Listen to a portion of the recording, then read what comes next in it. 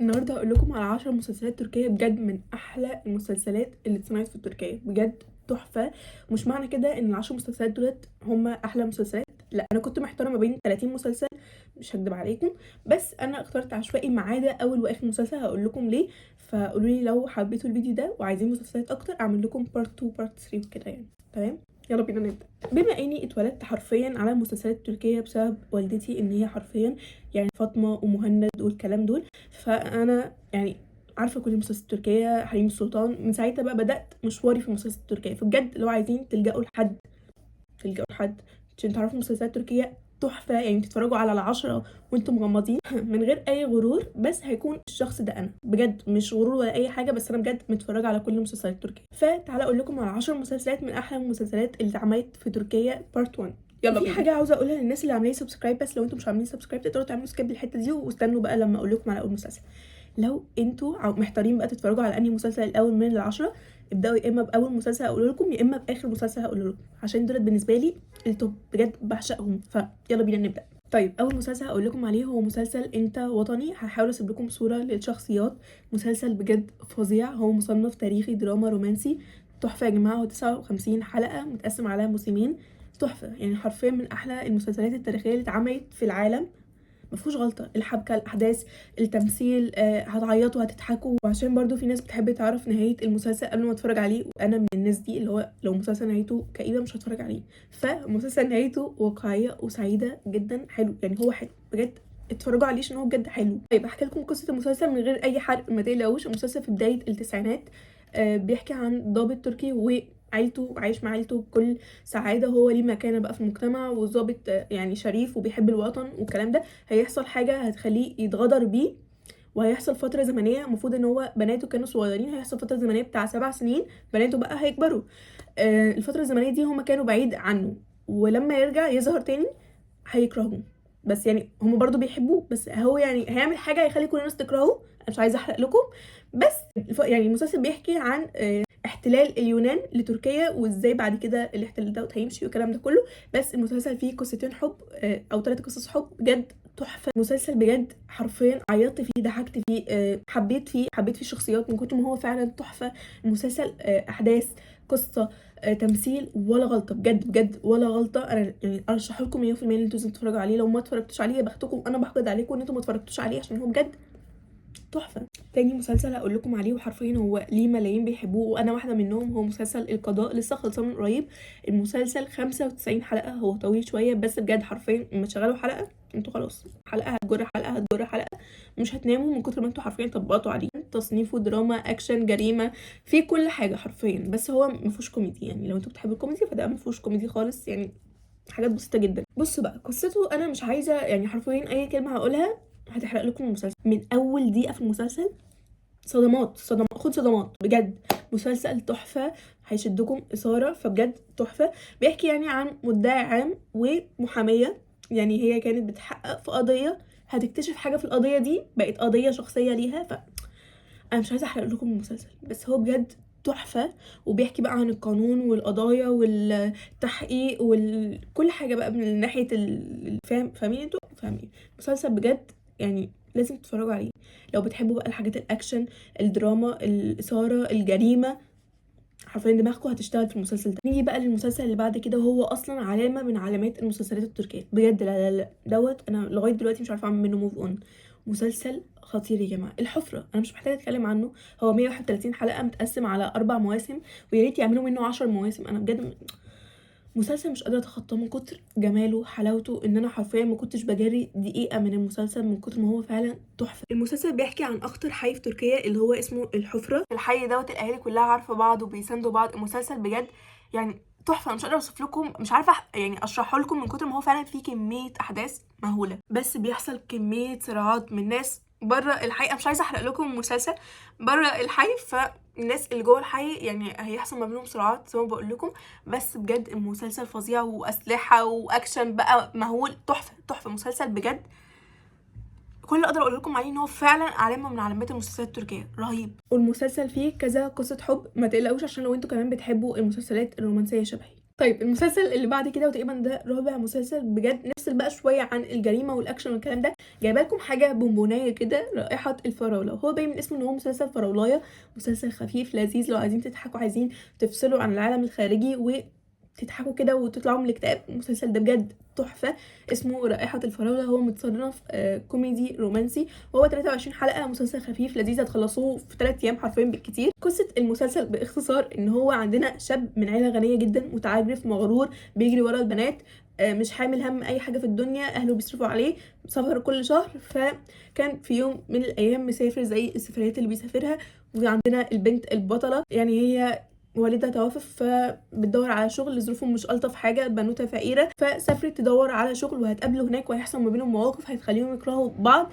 ولما يرجعوا برضو هيحصل حاجه هيخليهم يتقابلوا، وهتضطر ان هي تبقى عايشه معاهم في البيت. ده اللي انا اقدر اقوله لكم. بعد كده هيبداوا يحبوا بعض، ونهايه المسلسل سعيده جدا وتحفه. فزي ما بقول لكم هو مسلسل خفيف لذيذ هتخلصوه بسرعه بجد، يعني هيغيركم من المود اللي انتوا فيه. وغير كده هو موجود كله على اليوتيوب. نيجي بقى للمسلسل الخامس، برضو من احلى الدرامات التركيه التاريخيه اللي انا اتفرجت عليها، بجد تحفه، وهو ارطغرل. اظن في ناس كتير قوي عارفاه، بجد المسلسل ده جوه قلبي، انا بعشقه وعدته كذا مره. عامه كل المسلسلات اللي انا قايلها لكم دي يعني اقل حاجه فيهم عدتها 10 مرات تقريبا، ما بهزرش على فكره. المسلسل مصنف دراما تاريخيه، وهو فيه اكشن، مغامره فظيع، وفي قصص حب في المسلسل، بجد تحفه تحفه تحفه، بعشقه المسلسل ده بجد، في قلبي احداثه، تمثيله، الاصدقاء اللي جوه المسلسل بجد حلو قوي. طيب قصه المسلسل باختصار، ودوت بجد مش هعرف اختصره لان انا كده هحرق المسلسل. المسلسل بيحكي عن ارطغرل، وهو شاب في قبيله، عيلته كلها بتثق فيه، قوي، بجد بيحب يقاتل والكلام ده كله، يعني انتوا عارفين. المهم ان المسلسل بيحكي عن قبائل في الزمن القديم قوي قوي قوي شويه يعني. كانوا خارجين للصيد في مره، هيقابل حليمه. البنت دي هي سلطانه في الاصل، انا كده بحرق لكم تقريبا، بس دوت يعتبر مش حرق يعني. المهم ان هي تطلع يعني في ناس بيحاولوا يخطفوهم، بس هو هينقذهم وهيجيبهم عندهم القبيله، بس ما كانش يعرف ان هو لما يجيبهم عندهم في القبيله هيحصل مشاكل معاهم مع ناس تانية. فهي احداث صراعات ما بين القبائل، ما بين كان في زي طوائف، فهيحصل ما بينهم صراعات. مسلسل بجد فظيع، في الاخر هيفوز يعني حبه بحليمه وهيتجوزوا.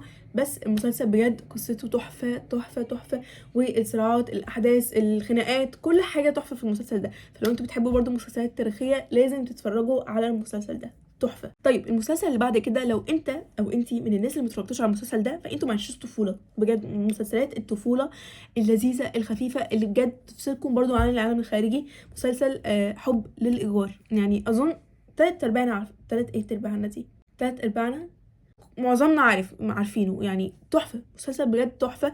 هو مصنف كوميدي رومانسي تحفه يا جماعه، بجد كيوت، حاجه كده بونبونيه، يعني هتفصلوا فعلا، هتفصلوا. قصه المسلسل لذيذه جدا. المسلسل 69 حلقه متقسم على موسمين، بجد هو ولا غلطه. طيب المسلسل بيحكي عن ايه؟ مع ان انا متاكده ان اغلبنا اتفرج عليه، بس عشان لو في ناس متفرجتش عليه بجد انتوا فايتكم كتير، حرفيا انتوا فايتكم كتير. المسلسل بيحكي عن عمر، هو شاب غني بس بنى نفسه بنفسه، مش متعجرف ولا مغرور خالص، هو يعني بنى بنفسه. حصلت حاجه خلته يعني يفقد حد عزيز عليه، فدوت اثر فيه، فخلى يعني هو اعتقد حاجه، فبعد عن عيلته تمام، ما عدا مرت عمه وعمه هما معاه بيساندوه كده، بس هو ما بياخدش فلوس منهم، هو بنى نفسه بنفسه، هو وصاحبه وشريكه سنان. زي كنت بقول لكم على مرات عمه وعمه دولت كانوا عايزين عمر يتجوز باي طريقه بسبب حاجه يعني لمصلحه ما، فبيدوروا له على بنت، دوروا له على بنات كتير قوي، خلوه يقابل بنات كتير قوي، بس عمر مش بيحب ولا واحده فيهم. لغايه لما يعني حصل موقف، فمرت عمو دي شافت الموقف ده، فاختارت البنت اللي هي البطله اللي اسمها دفنه، بنت فقيره من احياء فقيره عشوائيه، مش مهتمه بشكلها، عايشه مع جدتها واختها واخوها، وبرضه هتعرفوا قدام فين باقي العيله والكلام ده كله. المهم ان مرات عم عمر دي بتروح لدفنه وبتعرض عليها العرض، وهي بتقعد شويه كده تفكر في العرض ده لغايه لما تحصل معاها مشكله هتضطر انها تحتاج فلوس، فهتوافق على العرض ده. المهم ان العرض ده هو المسلسل كله. من هنا بتبدا بقى قصه حب عمر ودفنه ومشاكل يعني حوارات كتير قوي، بس مسلسل خفيف لذيذ كوميدي تحفه سكر، يعني لو ما اتفرجتوش عليه مش عارفه اقول لكم ايه، فايتكم كتير قوي بجد. طيب المسلسل اللي بعد كده، وبجد برضو يا جماعه بجد على فكره المسلسلات دي انا بعشقها، وبجد عيدتها كتير قوي. وعايزه اقول لكم ان مش دولت بس اللي انا بحبهم، وانا مختار لكم 10 مسلسلات كامله منتهيه، لكن في مسلسلات الفتره دي بتنزل وبجد هم برضو في قلبي. فقولوا لي لو عايزين بارت 2، لان انا حرفيا انا عقبال ما اخترت ال10 دول انا اخترتهم يعني عادي حرفيا. لان انا في مسلسلات تانية انا برضه عاوزه اقولها لكم، بس يعني حسب المسلسل حاسه الفيديو هيطول، فعشان كده اخترت ال10 دول بالعافيه، لكن هم مش افضل من ال10 اللي انا هقوله لكم بعد كده لو عملت يعني فيديو تاني. تمام. طيب نرجع للي كنا فيه. المسلسل اللي بعد كده هو حب ابيض واسود، من المسلسلات اللي انا بعشقها بجد بعشقها، ومش جاي زيها خالص في مستوى الاكشن والحب والدراما دي، مش جاي شبهها لغايه دلوقتي لغايه وقتنا هذا، مش جاي شبهها في المسلسلات التركيه.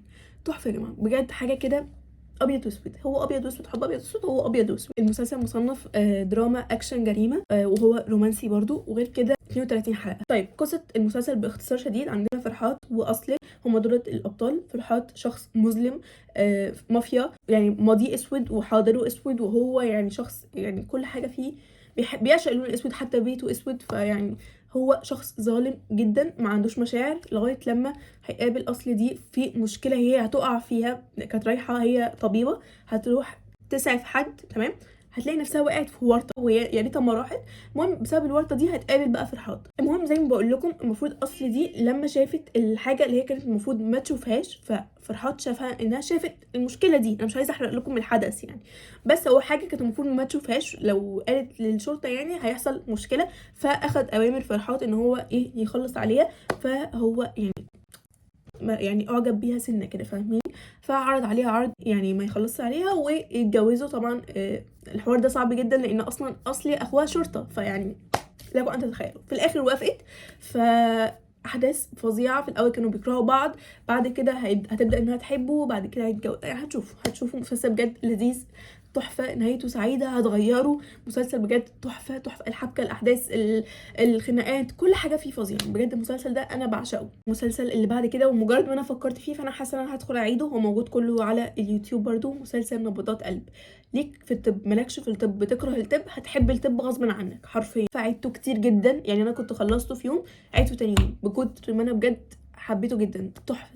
مسلسل 28 حلقه، هو موسم واحد، ومتصنف طبي دراما رومانسي، وهو بجد يعني حته سكره بجد. الاحداث اللي فيه، المواقف اللي فيه، الكلام اللي فيه، كل حاجه مدروسه. نهايه المسلسل حلوه ما تقلقوش بجد ولا غلطه. برضو من غير اي حرق ما تقلقوش، بيحكي عن طالبه ثانويه.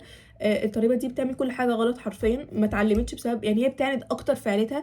عندها مشاكل مش هقدر احكي لكم برضو عشان ما احرق لكمش. هتروح في يوم من الايام تعيش مع جدتها، وجدتها دي هتبدا انها تغيرها، وهيبقى حلمها انها تبقى دكتوره، وهي من بنوته مش بتدرس، فاشله جدا دراسيا، بتسقط كتير، هتبقى دكتور. نيجي بقى هتقابل البطل بتاعنا اللي هو المدرس علي اسعف.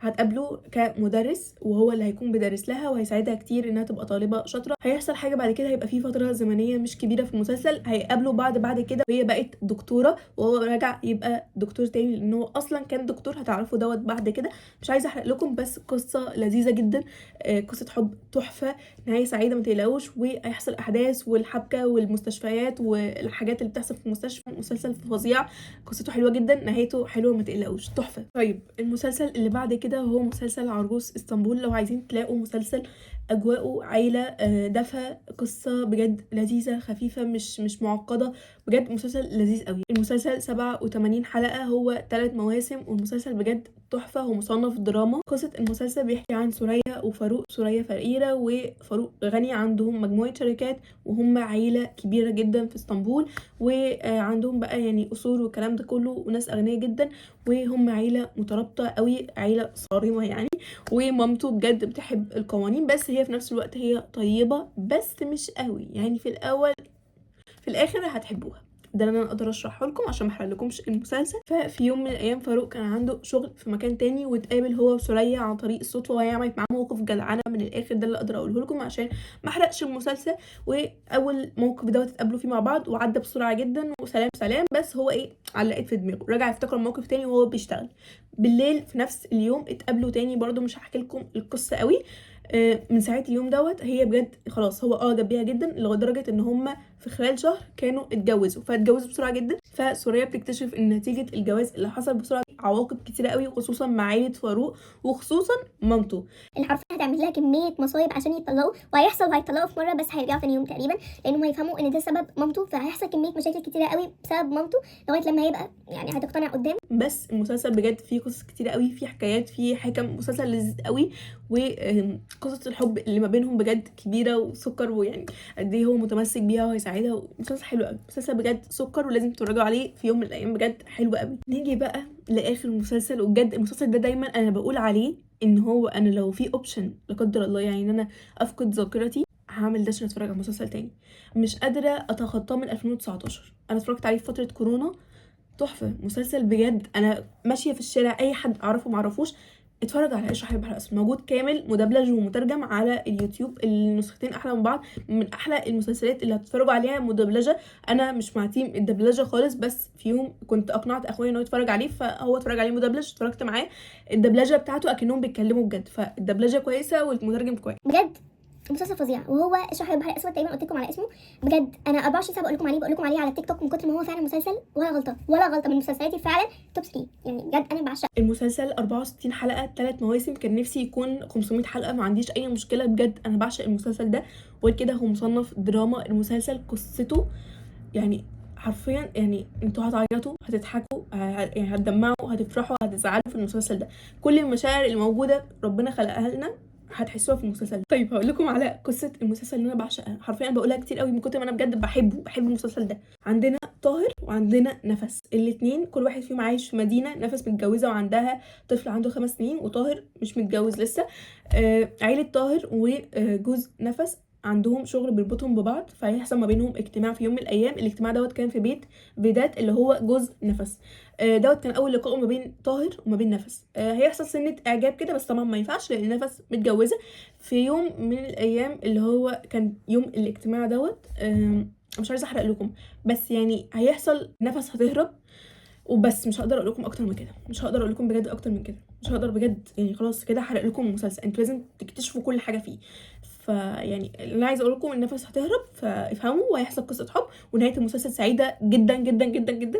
مسلسل لذيذ، كل حلقه هتشدكم الحلقه الجايه، هتعيطوا، هتضحكوا، هتفرحوا، هتزعلوا في المسلسل ده. مسلسل سكر بعشقه، من احلى المسلسلات اللي اتفرجت عليها في حياتي كلها، لازم تتفرجوا عليه. وبس كده اكون قلت لكم على 10 مسلسلات من احلى ال10 مسلسلات اللي اتعملت في تركيا. بجد بجد سكر، كلهم احلى من بعض. ومش شرط تبداوا باشرح البحر الاسود، بس دوت اقتراح بجد يعني مش قادره اوصف لكم انا بحبه ازاي. مسلسل تحفه، واقنعت العيله كلها انها تتفرج عليه، منهم مش بيحبوا التركي بس قعدوا معايا كذا مره من كتر ما هو فعلا تحفه. انا بجد بعيده في السنه بتاع 10 مرات، انا بجد اتفرجت عليه كتير قوي. وده مش معناه ان ال9 الباقيين مش حلوين، بالعكس ال9 الباقيين كلهم اروع من بعض، فتقدروا تبداوا باي واحد منهم على حسب ذوقكم وعلى حسب ما انا حاولت الخص، ويعني يا رب تكونوا فهمتوا من شرحي حاجه. وبجد ال10 مسلسلات دول من احلى المسلسلات اللي اتفرجت عليهم. ولو عايزين بارت 2 من المسلسلات، لان بجد في مسلسلات انا زعلانه انا ما قلتهاش، بس حاسه الفيديو طويل قوي، فقولوا لي لو عايزين بارت 2 بجد، قولوا لي هتتابعوا ايه وبداتوا تتابعوا ايه، ولما تخلصوا ارجعوا للفيديو ده وقولوا لي رايكم في المسلسل اللي انتوا اتفرجتوا عليه من ترشيح. وبس كده، ما تنسوش بقى تعملوا لايك وشير وسبسكرايب وكومنت والكلام ده كله، اعملوا اللي انتوا عاوزينه عامه. وبس انا بحبكم قوي، وشكرا جدا ليكم، وعايزين نكمل 150,000 قريب ان شاء الله. وبس كده، باي.